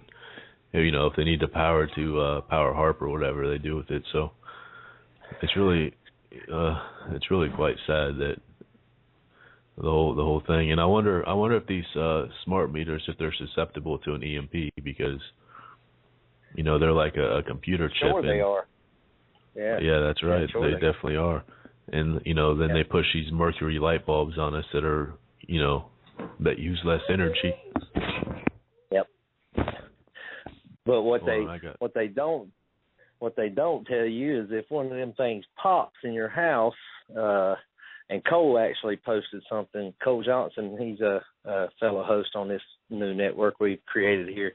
He posted something a couple of days ago about those mercury light bulbs. If they bust in your house, that mercury spreads throughout your house. Mercury is a very, very dangerous thing, and that's in your vaccinations, by the way. So you need to check that out as well. But yeah, mercury is a very powerful element. Shouldn't be in a light bulb in your home. Yeah, that's right, man. There's a 25-step process to clean it up too, if you want to look into that. But speaking of Cole Johnson, we have him on the line now, so I think we'll bring him in right now and say hello. Right on. How you doing, Cole? Thank you. Good, James. Hi, Sean. Hi, listeners. So excited about this new network, Stay Bold, and listeners can tune in to my show, The Aberration, on Tuesday nights at 8 p.m. Eastern, and there will be links up soon for the next episode. I'm helping my brother run some errands tonight. He works in a factory 5 nights out of the week, and he doesn't have a car, so when he has time off, I help him run errands and stuff. And I'm actually still driving, so if you hear background noise, it's just the engine, and I might be shifting gears because I drive a 5-speed. But you guys are doing a great job tonight. You've touched on so many topics, and I've agreed with everything you said. I wish I could have, hung in the whole time. One thing that was mentioned recently I wanted to touch on was, the prohibition of marijuana as a way to attack the hemp industry and to defend their interest in lumber. But see, it also paved a way for the DuPont company. See, John DuPont and the DuPont family, which is Illuminati bloodline ties, they paid the legislation to go through, because in all the Navy and all the government military used hemp for everything. All the ropes on ships and clothing, everything was made out of hemp. But DuPont had come up with nylon and wanted to replace hemp in every facet. So that was another way for them to do that, was to go at the recreational use of marijuana, and we all know the rest of the story. Absolutely, man. That's some awesome points you brought up that I haven't really heard the whole story on, but I'm glad you brought it up because, I'm going to look into that now. But I do remember, strangely enough, watching G.I. Joe as a child, and that they used nylon in an episode to explain how the country was attacked in New York City on a skyscraper by the use of nylon, which... I think nylon's really strange in itself. It's like it's like a chemical compound that they turn into clothes. So the whole thing's really it's plastic. It's plastic, right. Is what it is. It's probably petroleum based too, isn't it? I'd imagine if it's plastic. So right, and they used it. One of the main things they made out of nylon initially, beyond rope and the basics, was the use of nylon to make Velcro. Which, of course, I can see the tactical improvements of using Velcro as opposed to the traditional rope, and they don't make Velcro out of hemp; they make it out of nylon. So it just kind of.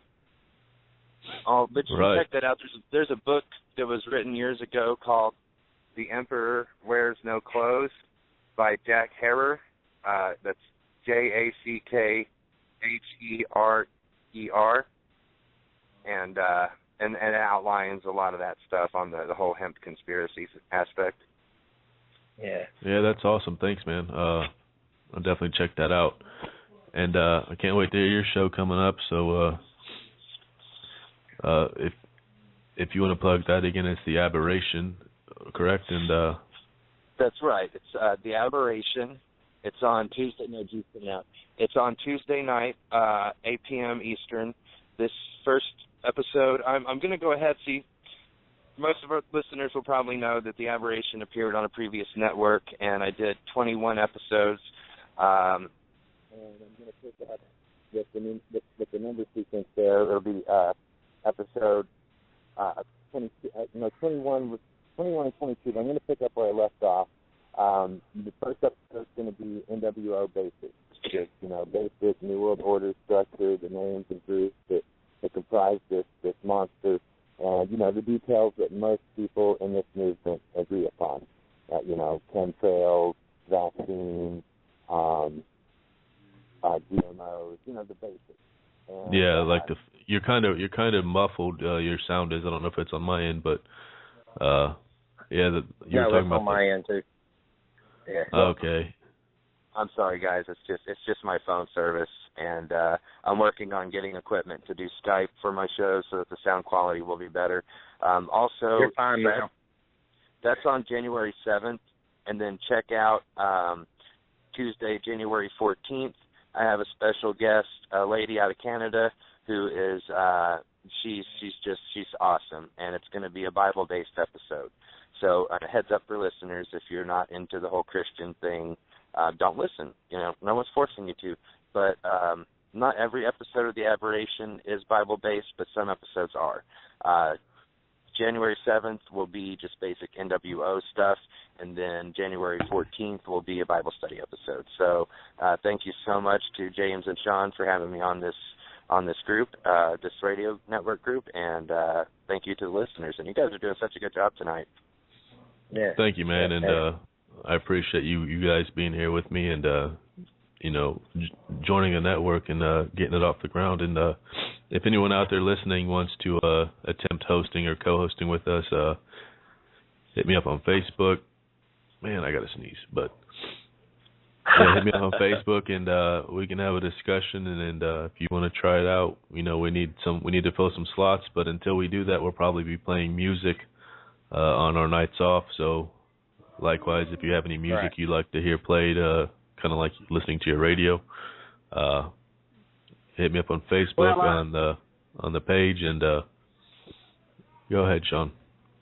Yeah, I'm sorry, man. I didn't mean to interrupt, but I've got some ideas for some future shows because while I am a Christian, I all three of us are.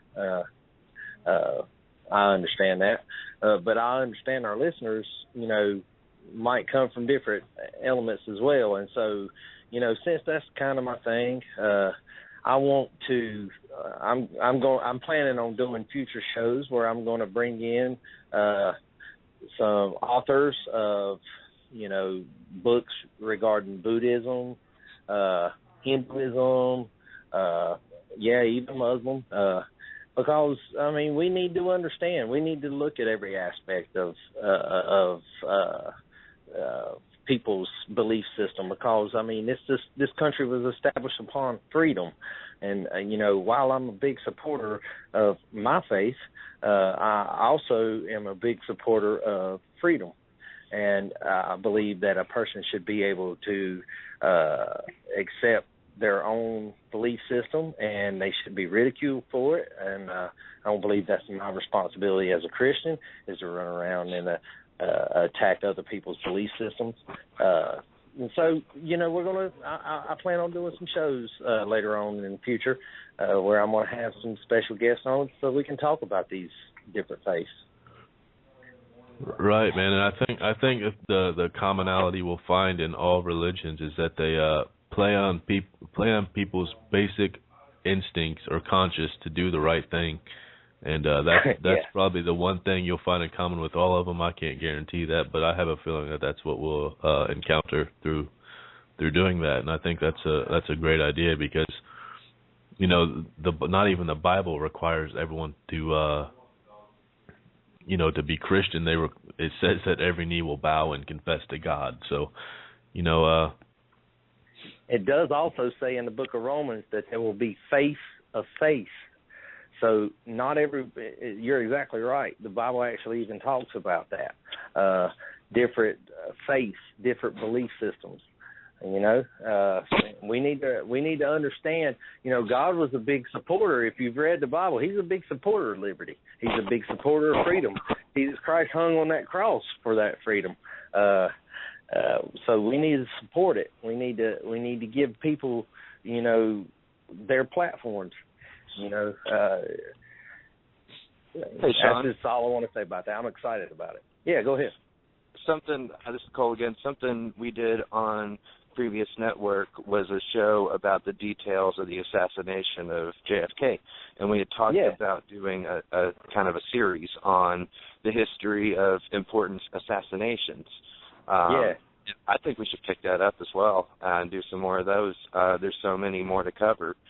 Martin Luther King Jr. to John Lennon to Franz Ferdinand. Martin Luther King, Malcolm X.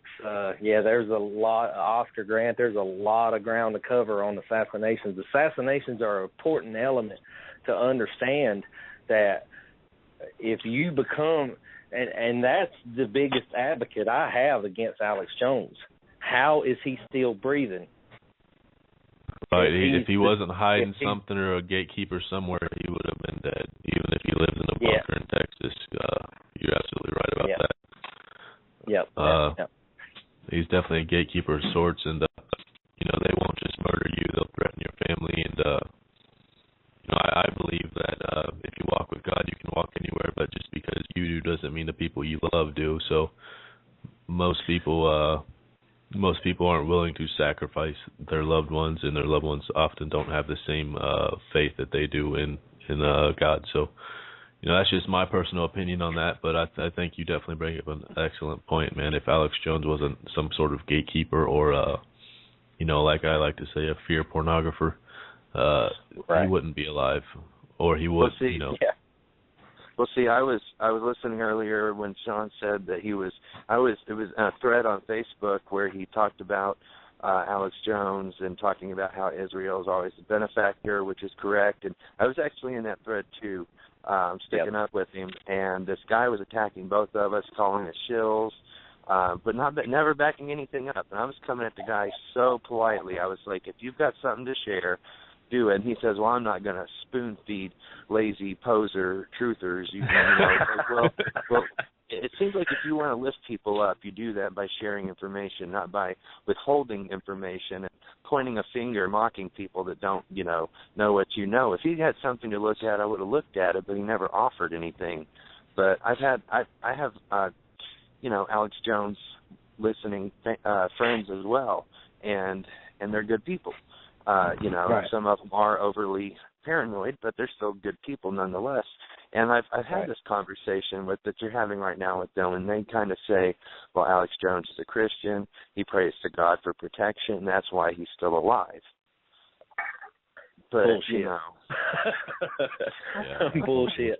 There's obvious stuff he's hiding if you look into it. So, right. God gave us free will. When he dispensed grace, and if you read the book of Ephesians chapter 2, it'll tell you about the dispensation of the grace of God. He pretty much took his stake out of it. He was like, okay, I sent my only begotten son on this planet. He died for your sins, so it's on you guys now. I gave you free will from the beginning. I'm tired of dealing with nations.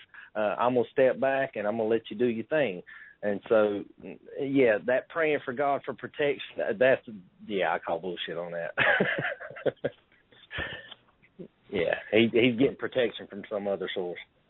Right, maybe his Zionist wife, I don't know. But, he's probably more getting orders from her, if anything, passed down through the grapevine or whatever. But, yeah, you guys, the assassination series, that would be an awesome thing to get into. And if we want to fill up another night with doing that, I'd be glad to help you guys and do the research and all that. But another thing I think we should get into, which I hope I don't have a brain fart, I'm having trouble remembering, but you brought up an idea that I've had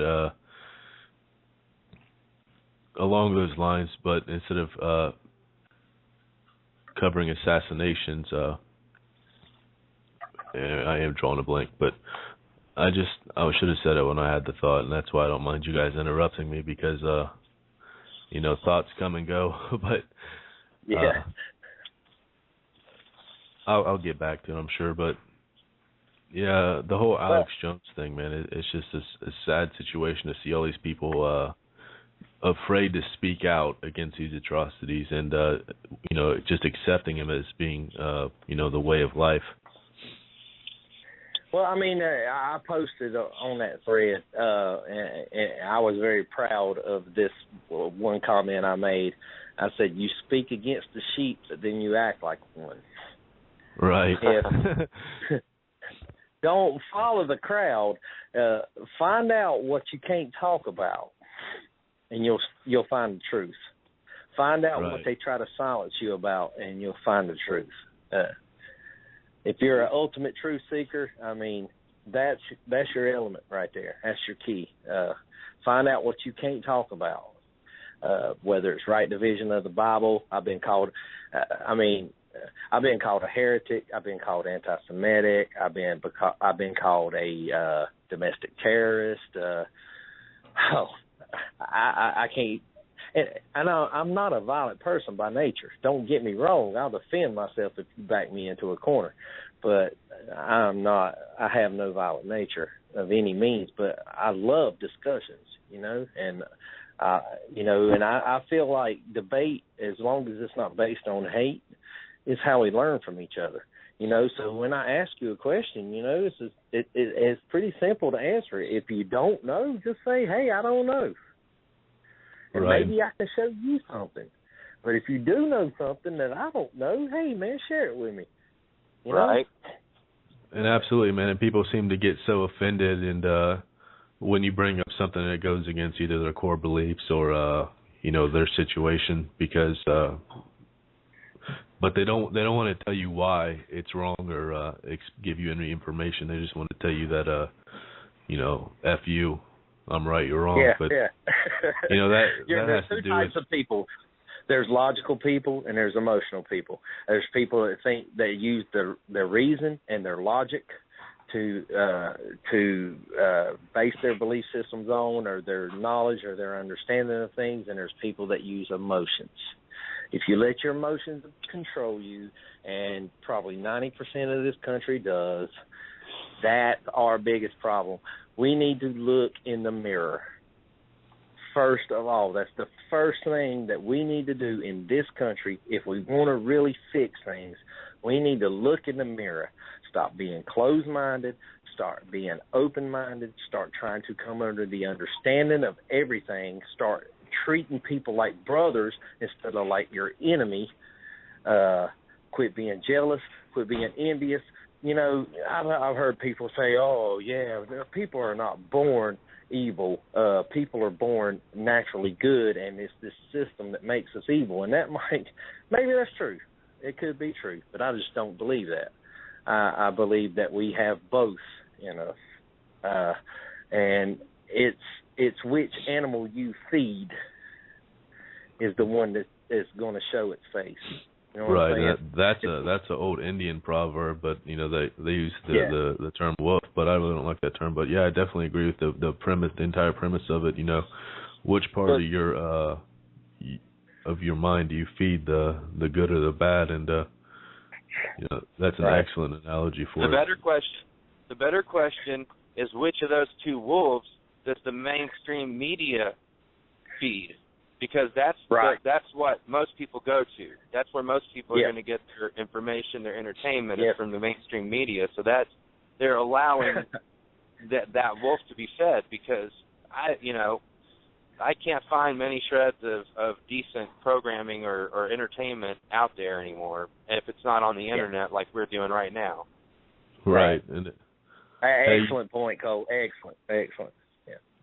I used to think that what you can't talk about is the Jesuits and the Zionists, but today on the radio I heard a discussion on the Pope, and they brought up the fact that he's a Jesuit, and so if they're talking about Jesuits on the radio, apparently they're not as powerful as we think, or they're more powerful than we think, one of the two. So now see, I've studied that, and here's the thing that a lot of people don't seem to realize. When the Protestant Reformation happened, when Martin Luther started the Protestant Reformation, he hung his 95 Theses on the Catholic Church door because he saw the corruption in the Catholic Church, because he read the Bible and he saw that their doctrine was not sound at all, and so he exposed them. And not only that, he saw the sin nature of that church itself. He exposed them people. Okay, well, the Catholic Church saw that this was going to be a huge problem for them, so they made an alliance with a sworn enemy, the Jesuits, at that point, and they sent a man named Ignatius Loyola into the world and into the educational system, and you can find that true today. The Jesuits are a main part of our educational system in this country to reform people's idea on the Catholic Church. And not only that, and I can't prove this, so I'm just going to come out and say it, but it's just an opinion. I think they also sent him in there to split the Christian faith up into different denominations so they could pit each other, the one against another, so they could keep us fighting amongst ourselves. You see what I'm saying? Now, I could be wrong about that. Absolutely, but that's just man. And I kind of see that the Christians were divided when they arrived in America, or if not, it happened soon after. But Martin Luther King, man, he had a beautiful message, and he's, in a lot of the books I read, he's demonized as being a traitor to the Catholic Church. But the Catholic Church, the newest Pope, he recently admitted that the Prince of this earth, which is different from the King of the earth, who is Christ, but the Prince of this earth, who is Baphomet, goes against God. He actually came out and said that the Prince of this earth, who they've been, in cahoots with for the past, 1,500 years probably, goes against God. Like, that should be some surprise to people. Like, oh wait, the Baphomet goes against God? Please, and then I saw a quote from the Pope, which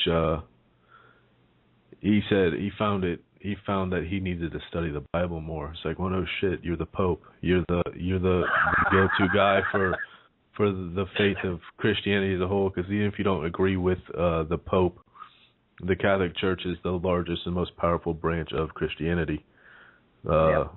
Because there's no organization of Christians like that anywhere else in the world where they can assert their power. I'm glad you brought that up, because I will disagree with that. The number 2 is Baptist, and their doctrine is unsound as it can be, and my father can prove it. He's proved it time and time again to me. He got on our old network and proved it. He actually even told people on the last show we did on the old network that if you wanted to discuss that with him, to call him or contact me, and he could get in touch with you through me and discuss it with you. Baptism, the Baptist Church in this country is just as corrupt as the Catholic Church. I don't want to get into all that, because that would take hours to explain it to you, but yes, it is. Yeah, but I don't think that the Baptist Church has documents, like the legal documents making them the head of basically the whole entire Tri-City state that we talked about. And I guess that's the right. point. Yeah. Even though they may be as large, or they don't have like the political pull and all that the Vatican does. So, either the Vatican's getting its shit together, or it's completely falling apart on its original mission, whatever that may be. So there's definitely big things happening at the Vatican, which means there's big things happening in your life, because they're a huge power in all of our lives. We really need to, and I plan on doing that. We really need to do a show on the Vatican and the Catholicism as a whole, and really study it. I don't care if it takes us 10 shows to cover it, because it's very important for people to understand that they are a huge part of this agenda that we are seeing today. That is something that I do agree with a lot of truthers out there. The Catholic Church is very corrupt, and if you follow it, stop. For the love of God, stop. Absolutely, man. And the whole Pope. This Pope is I don't know if this is a biblical prophecy, or if it's just the Pope has hidden books that they didn't release into the other Bibles that are out there, but they have prophecies that each Pope will fulfill certain things. And it's strange to me that this is the last Pope of the Catholic Church, and it's the last Pope had to retire. Prophecy. It's not, I'm sorry, I didn't mean to interrupt you, but you hit on something I've been studying for a while now. It's not a biblical prophecy, but you are dead on. You hit the nail on the head. It is a hidden Vatican prophecy from 600 years ago. Let's do a show on that too. I've got the book. It's called Petrus Romanus. It's written by a guy named Tom Horn. He has some other collaborators as well on that book, and it's an excellent book. I advocate anybody that wants to purchase it and read it and come under. There's a lot of ground that they cover. They cover the Freemasons. It's an outstanding read. I highly endorse it. But go ahead, James. I didn't mean to interrupt you. No, I don't mind at all, honestly. But that's definitely a good topic to cover. Maybe we can get the Pope in here as a guest one day. I don't know what we have to offer him. He makes $200 million a year, so I don't think there's much we can do to convince him, except maybe his faith in Christ, if he has such a thing. But yeah, it's it's not a biblical prophecy, but all their other prophecies, according they're according to the Pope, have come true as far as they're all relevant to other things that have happened. So sure are.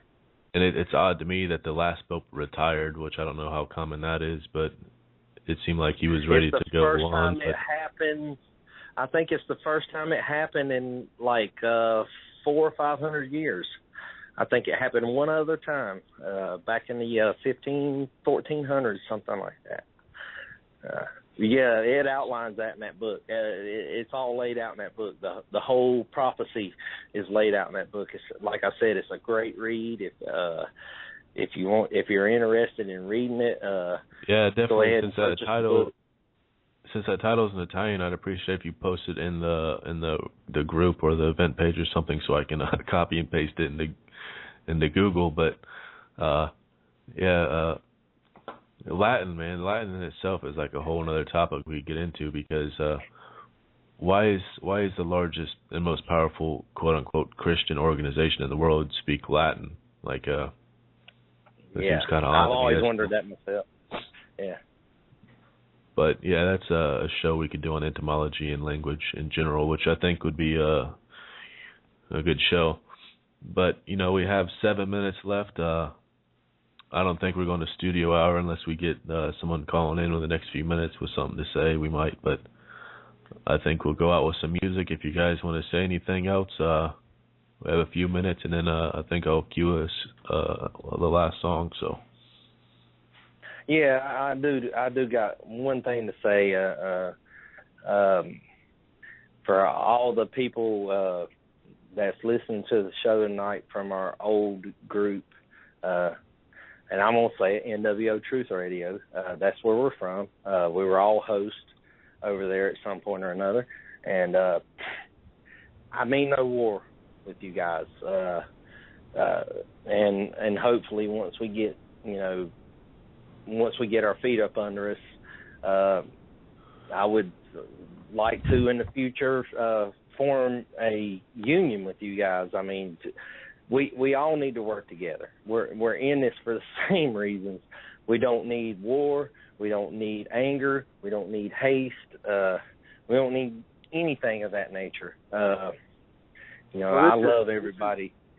This is Cole, and I don't want a war either, but I was accused of doing something that I didn't do. And for all the listeners who listen to that network and listening to this network, I just want you guys to know that I did not use my access to anybody's Blog Talk Radio to delete anything. I just want to get that out there because I know people are talking about it behind my back. Sean's the only one who stepped up to talk to me about what's being said. I did not delete anybody's episodes, and I just wanted that to be out there. And I don't want a war either, but if they're going to go around saying that this stuff, then smear campaign, man. But yeah, I got love for all the guys over the NWO Truth Radio. I realize people act out of emotion sometimes, and I'm not above or beyond, but I do too. But I try not to. You got to act logically, and if you're doing that kind of thing just to cause a disturbance or to discredit someone because they left your network or you didn't like what they had to say about whatever topic. That's pretty immature. But you know, I got love for all you guys, James and Bending, Brandon, Dennis. You guys are all great.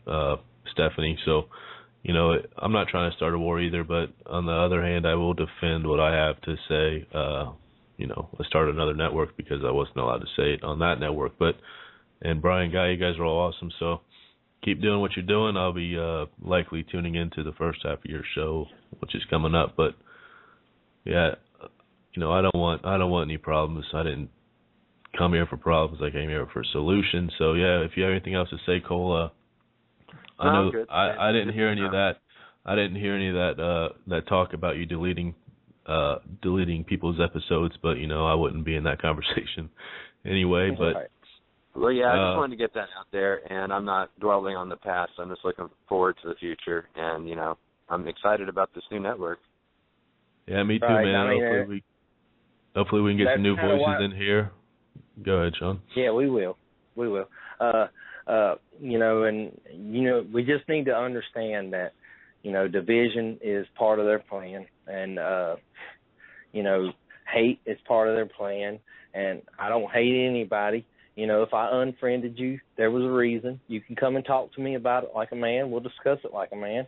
And I think that's the root of the problem with the whole deal.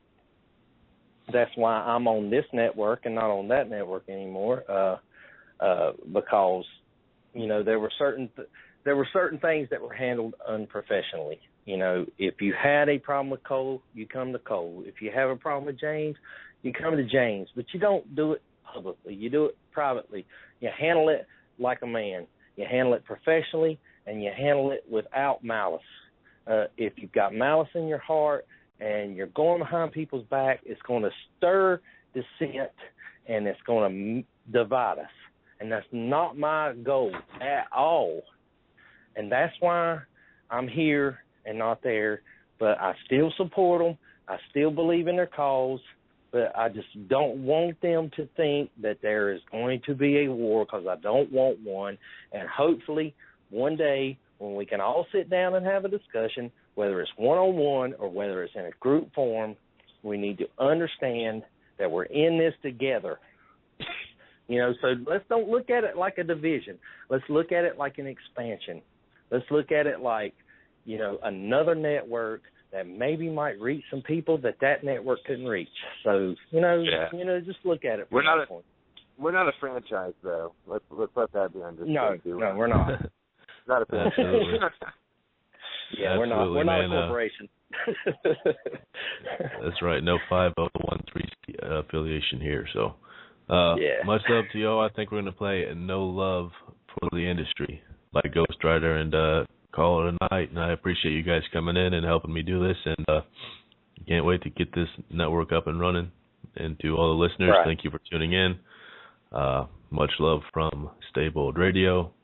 And this is your host, James Ward, and Sean Auten and Cole Johnson signing out. Yeah. What up, bro? What up? It's prolific. Ghost Rider. Yeah. The industry is gimmicky and I won't let it limit me. Therefore the info synergy, I'm on the ground with energy potential. If I let it turn kinetic and I said it, the whole world will get it. It'll burn in a second to ashes and back to stardust. Every bar crush, every rapper lacking strength on the bench is starstruck. I will never be, I'm cleverly rhyming with better schemes. The industry is uninteresting, unimpressively they mimicking each other. It's depressing me progressively, getting worse with almost no exceptions. He's especially sad when he think of how it used to be. I'm still trying to reach the youth and teach the truth. It seems that'll get me nowhere, just a couple cold stares. Like did he really go there? I swear that this is no fair, and I'm no player, I ain't down with the game, cause I do it for the love, so they cheat me out the fame. No love from the industry, so no love for it. I want success, but I won't give my soul love for it. No love for the industry, I get no love from it. I stay true to myself, and that's why they scared of it. No love from the industry, so no love for it. I want success, but I won't give my soul love for it. No love for the industry, I get no love from it. I stay true to myself, and that's why they scared of it. Never selling my soul for for this money and fame. Nah, it won't happen, I ain't with that, man. Rather rock a few beats, make a couple heads knock, show the world I got skills and can't be bought. Ghost Rider been around since 9-7 and still reppin'. Still cautious how I'm stepping in this profession. You got a lot of greedy fucks and lame ducks, only focused on the bright lights and big bucks. But some of us got a message to send, or better yet, to relieve all the stress within. I just do it for the love, not concerned with the fame. Matter of fact, I'm more concerned about burning in flames. Gotta keep my soul right, my flow tight, know this. Every time I spit, a lot of people take notice, yeah. So focused, on top of my vision, so ain't no greedy corporations gonna be making my decisions. No love from the industry, so no love for it. I want success, but I won't give my soul off for it. No love for the industry, I get no love from it. I stay true to myself, and that's why they scared of it. No love from the industry, so no love for it. I want success, but I won't give my soul off for it. No love for the industry, I get no love from it. I stay true to myself, and that's why they scared of it. I'm expressing my beliefs in the session. When I speak, it's an obsession, this profession was never for the meek, but now the lessons that I teach and the message that I preach is too deep for the sheep. Plus my essence is unique, not a clone of someone else's flow. Just call me selfish, but I'ma keep my own style and tell them what the hell is going on this planet. It's turning into torment. The key to life is don't wait, just turn, just kick the door in. A lot of dudes run circles around me lyrically, and I respect that. They do the same for me spiritually. They know I go hard when it's time to hit the booth. They know I go harder when I'm fighting for the truth. I ain't never backing down, never been a chump. Hit the mic in any city, hood, borough, or club. Got the heart of a lion, can't stop my grind, and my soul ain't for sale. Y'all just wasting your time. No love from the industry, so no love for it. I want success, but I won't give my soul off for it. No love for the industry, I get no love from it. I stay true to myself, and that's why they scared of it. No love from the industry, so no love for it. I want success, but I won't give my soul off for it. No love for the industry, I get no love from it. I stay true to myself, and that's why they scared of it.